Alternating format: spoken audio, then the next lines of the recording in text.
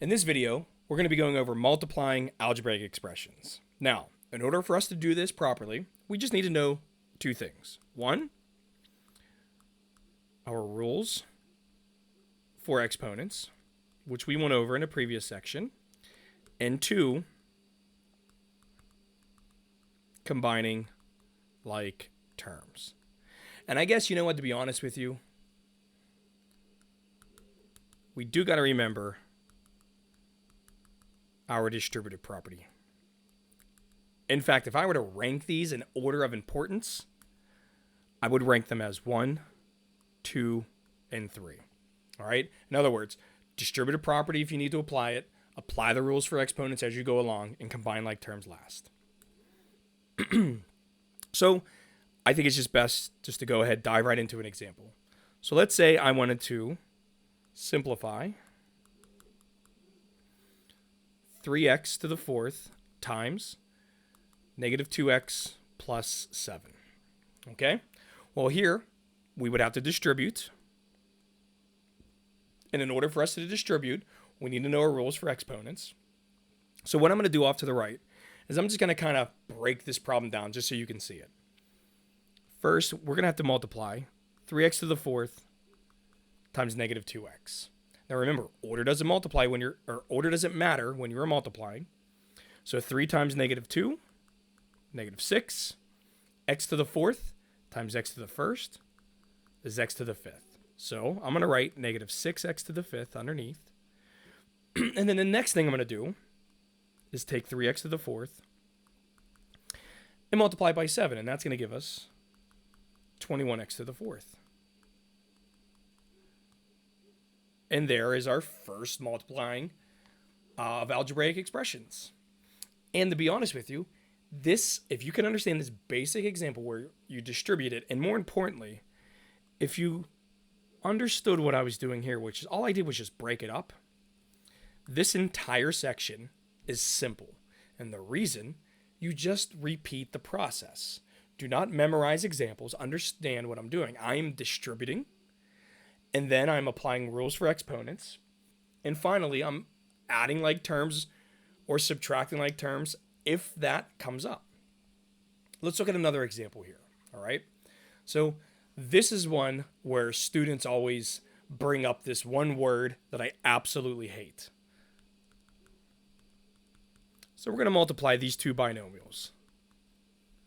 The binomial, or the quantity of x minus 2 times the quantity of x plus 1. Now, I know somebody in the room, you're using a word right now that you remember from school or a long time ago that says, hey, this is what you do. And that word, and I'm only going to say it once, that word is FOIL. And to be honest with you, I absolutely hate this word. And the reason, this technique, this thing that you want to say, it only applies to a very special problem. It just so happens that problem is currently on the board. But that's it. So the big thing I want you to know is, remember, you want to, 1, distribute, 2, use your rules for exponents when you're multiplying, and then 3, combine like terms. Okay? So watch what I do here. I'm going to pretend, all right? I'm going to pretend that minus 2, not even there. So if this was the situation, then I would have x times x, which we know is x squared. And then I would have x times 1, which is x. So I'm going to write that underneath. X to the second plus x. Now, let's pretend, for example, we put the minus 2 back in, but let's pretend that in the first binomial, the first term is not there. Let's just pretend it's a negative 2. So in pink, negative 2 times x, well, we know that to be negative 2x. And then negative 2 times 1, we know that to be negative 2. Now watch what I do here. I'm going to write the minus 2x minus 2 directly underneath. And the reason why I do that is because hopefully you can see that my like terms are already grouped together. So if I just come straight down, I get x to the second plus x minus 2x is negative x minus 2. And there's my answer there. Now I know if you're looking at this, you might be saying, well, you did that thing that you don't like to talk about. And you are correct. But here's why, and here is a great example on where that thing you like so much, that FOIL word, here's where it breaks down. Let's say I wanted to do the quantity of x minus 2 times x to the second plus 2x plus 7.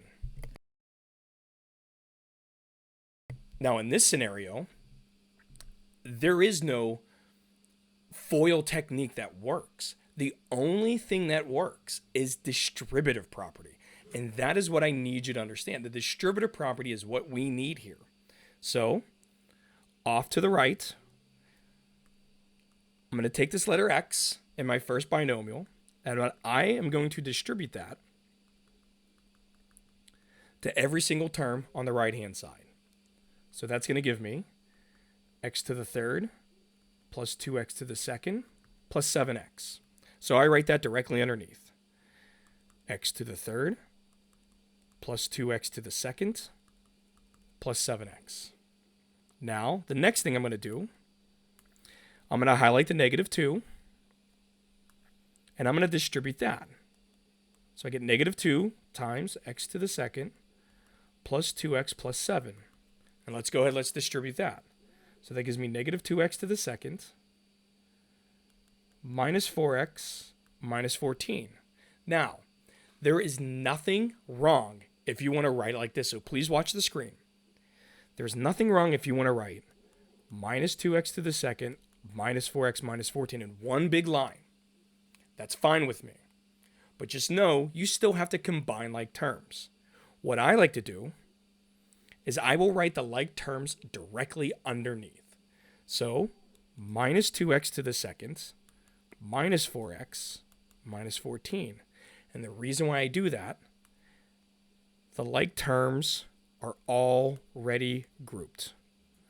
I love this. All right, so I just come straight down. X to the third, 2x squared minus 2x squared, they cancel. 7x minus 4 is plus 3x minus 14. So you get x to the third plus 3x minus 14.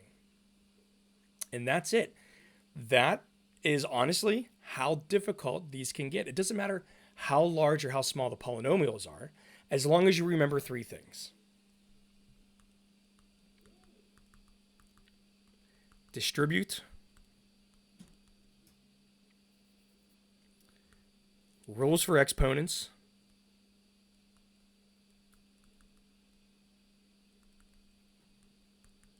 combine like terms. That is it for this video. See you in the next one.